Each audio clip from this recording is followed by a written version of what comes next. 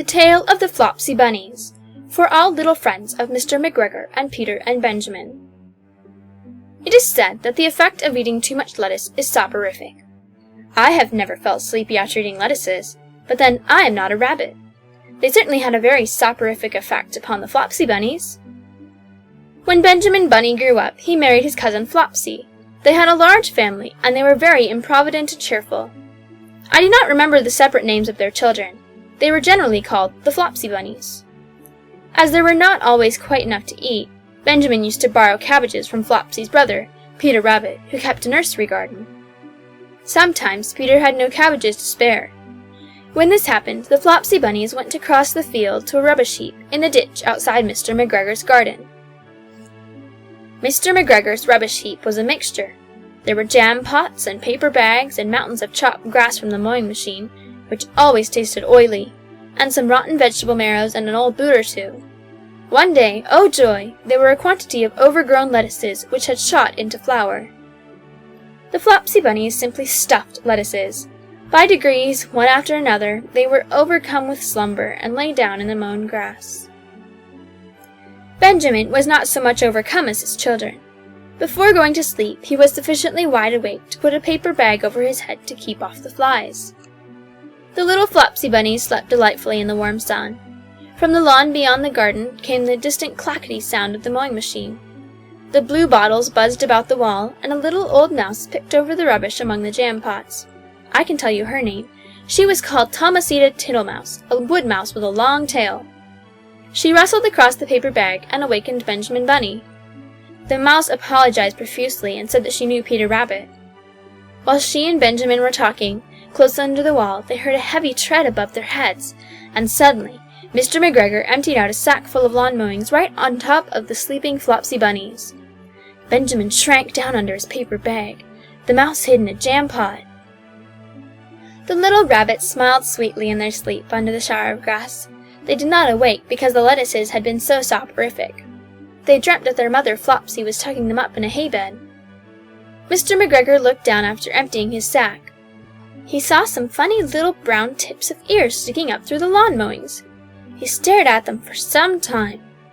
Presently, a fly settled on one of them, and it moved.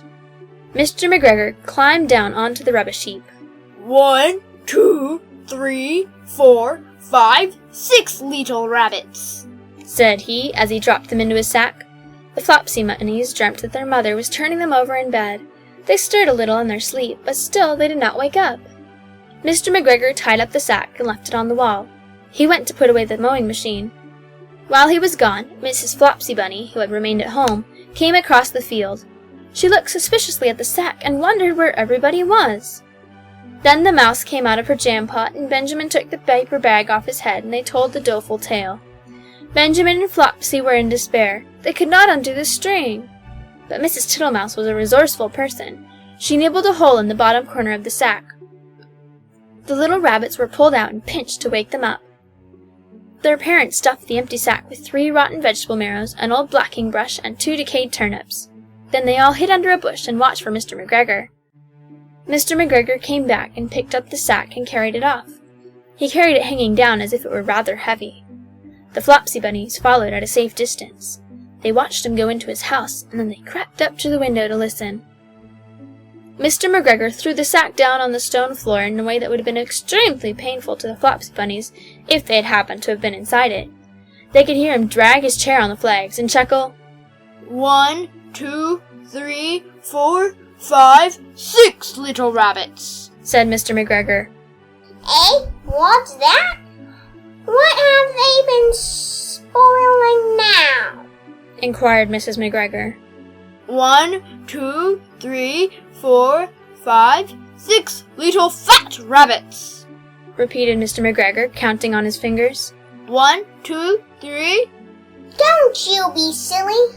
What do you mean, you silly old man? In the sack! 1, 2, 3, 4, 5, 6, replied Mr. McGregor. The youngest Flopsy Bunny got upon the windowsill. Mrs. McGregor took hold of the sack and felt it. She said she could feel 6, but they must be old rabbits because they were so hard in all different shapes. Not fit to eat, but the skins will do fine to line my old cloak. Line your own cloak? shouted Mr. McGregor. I shall sell them and buy myself baccy. Rabbit tobacco! I shall skin them and cut off their heads. Mrs. McGregor untied the sack and put her hand inside. When she felt the vegetables, she became very, very angry. She said that Mr. McGregor had done it a purpose. And Mr. McGregor was very angry too. One of the rotten marrows came flying through the kitchen window and hit the youngest Flopsy bunny. It was rather hurt. Then Benjamin and Flopsy thought it was time to go home. So Mr. McGregor did not get his tobacco, and Mrs. McGregor did not get her rabbit skins. But next Christmas, Thomasina Tittlemouse got a present of enough rabbit wool to make herself a cloak and a hood, and a handsome muff and a pair of warm mittens. The end.